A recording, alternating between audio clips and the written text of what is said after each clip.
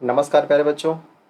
आज हम चर्चा करने वाले हैं आप सभी के बीच में क्लास 8 पर्यावरण चैप्टर नंबर 13 आपदाएं और उनका प्रबंधन। बच्चों, इस वीडियो लेक्चर में हम जितने भी अभ्यास क्वेश्चन हैं इस चैप्टर से जुड़े हुए उन सभी को हल करने का प्रयास हम आपके साथ में करने वाले हैं।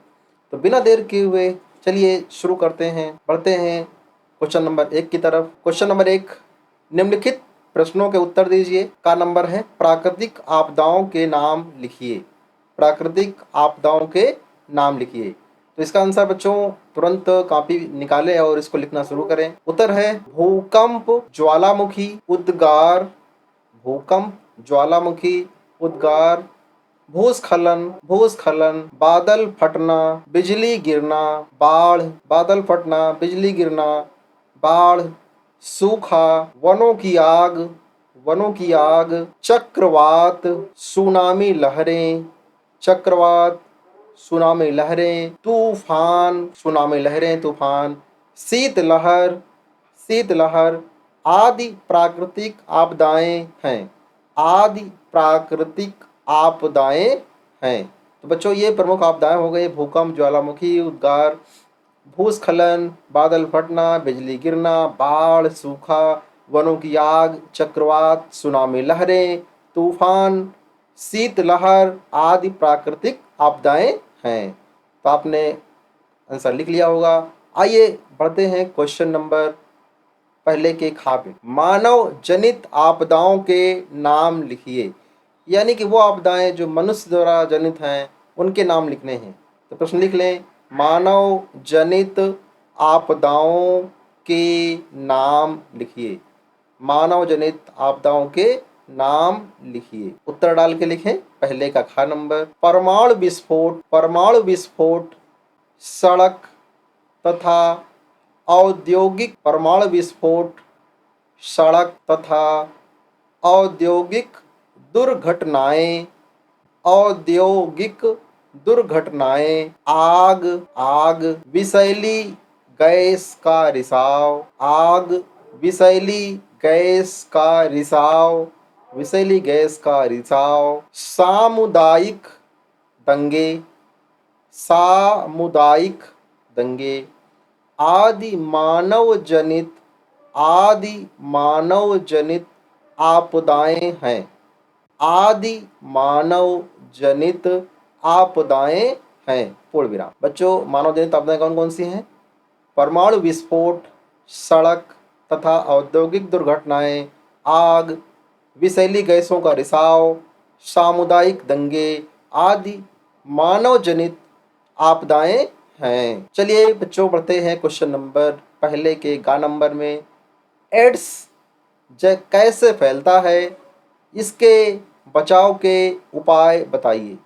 प्रश्न नोट करें। एड्स कैसे फैलता है? एड्स कैसे फैलता है? इसके बचाव के उपाय, इसके बचाव के उपाय बताइए। चलिए देखते हैं उत्तर। एड्स सामान्यतया संक्रमित रक्त के, एड्स सामान्यतया संक्रमित रक्त के संचरण के द्वारा, एड्स सामान्यतः संक्रमित रक्त के संचरण के द्वारा फैलता है। संचरण के द्वारा फैलता है। पूर्ण विराम। इसके अतिरिक्त यह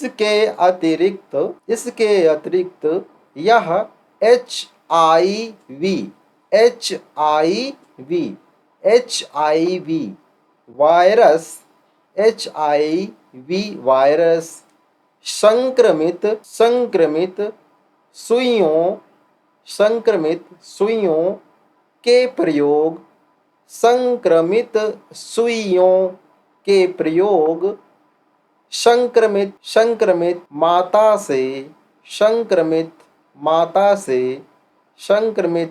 से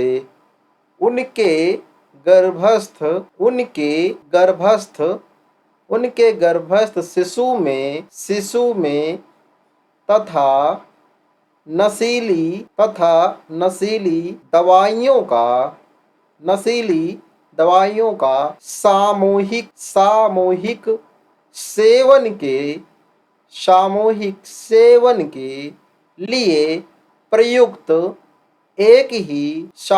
सेवन के लिए प्रयुक्त एक ही सुई सुई व द्वारा भी फैलता है। सिरिंज द्वारा भी फैलता है। पूर्ण विराम। नशीली दवाओं का सामूहिक सेवन के लिए प्रयुक्त एक ही सुई व सिरिंज द्वारा भी फैलता है। बच्चों आगे लिखते हैं, एड्स से बचने के उपाय। एड्स से बचने के उपाय। एड्स से बचने के उपाय। 4 उपाय हैं, इनको लिख लेते हैं बारी बारी से। नंबर 1, इंजेक्शन लगाने के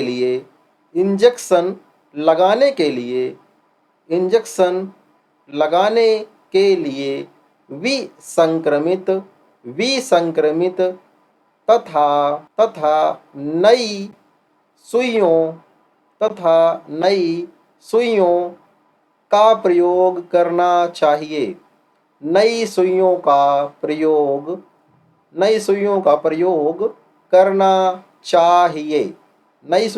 करना चाहिए। पूर्ण विराम। रक्त चढ़ाने से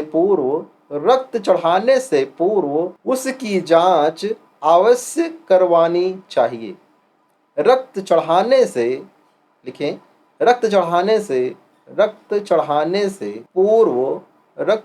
से पूर्व उसकी जांच अवश्य करवानी चाहिए।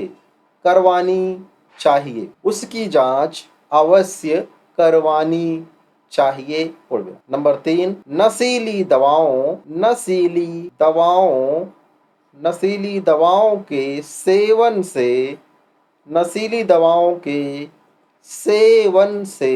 सेवन से बचना चाहिए। पूर्ण विराम। नशीली दवाओं के सेवन से बचना चाहिए। पूर्ण विराम। चौथा पॉइंट, एड्स की जानकारी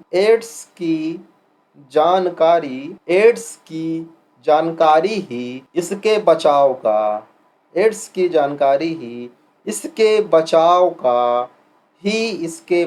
का सबसे अच्छा उपाय है। एड्स की जानकारी ही इसके बचाव का सबसे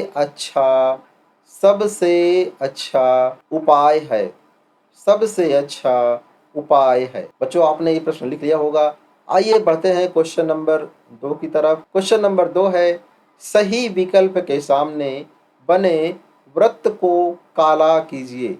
यानी प्रश्न दिया हुआ है, उसके 4 ऑप्शन हैं, उसके सामने जो कॉलम बना हुआ है वहाँ पर काला कर देना, या सही चिन्ह लगा देना है। चलिए बढ़ते हैं डायरेक्ट आंसर की तरफ। यहाँ पर आप चाहें तो प्रश्न भी लिखें। प्रश्न संख्या दूसरे का पहला, जापान में चक्रवात को कहते हैं। जापान देश में चक्रवात को क्या कहते हैं? विलिविली, टाइफून, हरिकेन, हुदहुद। विलिविली, टाइफून, हरिकेन या हुदहुद। तो सही आंसर होगा टाइफून। आप सभी लोग पहले से देख पा रहे होंगे, यहाँ पर सही चिन्ह लगा हुआ है। टाइफून कहते हैं जापान में चक्रवात को। चक्रवात बच्चों जानते हैं, आंधी के साथ में बारिश आना और बहुत तेज हवा चलना, जिससे कि खंभे, पेड़ पौधे जब जड़ से उखड़ जाते हैं तो और भयंकर जान माल की हानि होती है, इसी को चक्रवात कहते हैं। तो जापान में इसका नाम है टाइफून। क्वेश्चन नंबर दूसरा, राष्ट्रीय आपदा प्राधिकरण का अध्यक्ष होता है। राष्ट्रीय आपदा प्रबंधन का प्राधिकरण का अध्यक्ष होता है प्रधानमंत्री, मुख्यमंत्री, जिलाधिकारी, राज्यपाल। इनमें से कौन होगा? तो सही चिन्ह पहले से लगा हुआ है, प्रधानमंत्री होता है। National disaster management authority NDRF का जो अध्यक्ष होता है वो प्रधानमंत्री होता है। तो आप चिन्ह लगा लें, चाहे तो वीडियो को रोककर डायरेक्ट वीडियो से भी आंसर लिख सकते हैं, नहीं तो किताब का सहारा लेके आप जरूर लिखें। निम्नलिखित में प्राकृतिक आपदा नहीं है। निम्नलिखित में प्राकृतिक आपदा नहीं है। कौन सा प्राकृतिक आपदा नहीं है? तो का नंबर है बमों का विस्फोट, खा नंबर भूकंप, गा नंबर बाढ़ और घा नंबर सुनामी। तो आप सभी लोग जानते हैं बच्चों, भूकंप, बाढ़ और सुनामी क्या है? ये प्राकृतिक आपदाएं हैं। प्रश्न पूछा है नहीं है, तो इसमें होगा बमों का विस्फोट प्राकृतिक आपदा नहीं है। बच्चों बढ़ते हैं अगले क्वेश्चन की तरफ। क्वेश्चन नंबर 3 है सही मिलान करना है। तो सीधे सॉल्यूशन को हम देखते हैं। सही मिलान में भूकंप का संबंध है प्राकृतिक आपदा से, यानी कि पहले का तीसरे में तीर लगाना है। आग का संबंध है मानव जनित आपदा में, यानी कि दूसरे का चौथे में। फिर है राहत व पुनर्वास, राहत व पुनर्वास आपदा प्रबंधन, यानी कि आपदा प्रबंधन पहले में हो जाएगा, तीसरे का पहले में चिन्ह लगाएंगे। और चौथा HIV का संबंध है एड्स से, यानी कि दूसरे में, चौथे का दूसरे में। इस प्रकार आप तीर लगा लेंगे और इस प्रश्न का हल आपके समझ। क्वेश्चन नंबर 4 की बात करते हैं। सही और गलत का चिन्ह लगाना है। भगदड़ का नंबर है चौथे का नंबर। भगदड़ एक प्राकृतिक आपदा है। देखिए प्राकृतिक आपदा का मतलब ये हुआ जब प्रकृति ने दिया हुआ है, लेकिन भगदड़ प्रकृति नहीं कराती है। इसका मतलब ये ऑप्शन क्या हो जाएगा? गलत हो जाएगा। यहाँ पर गलत का आप चिन्ह लगा देंगे, क्रॉस का चिन्ह लगा देंगे। भूकंप की तीव्रता खा नंबर है। भूकंप की तीव्रता रिक्टर मापक पर नापी जाती है। बिल्कुल सही है। भूकंप की तीव्रता रिक्टर मापक पर मापी जाती है। इसका मतलब है ये सही है। इसमें सही का चिन्ह आप यहाँ पर लगा देंगे। क्वेश्चन नंबर का नंबर भारत में चक्रवात को विली विली कहते हैं। बिल्कुल नहीं, भारत में चक्रवात को विली विली नहीं कहते हैं। इसमें गलत का चिन्ह लगा देंगे।